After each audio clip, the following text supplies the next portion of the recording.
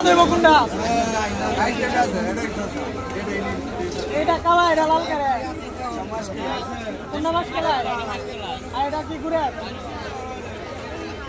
এটা কত কেজি আর এটা কত কেজি 20 টাকা চলে 20 টাকা আচ্ছা এটা কত কেজি এটা 160 আর এটা 140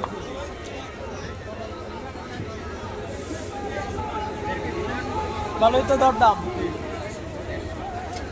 খাওয়ার মতো মাছ কালার চলে বেশি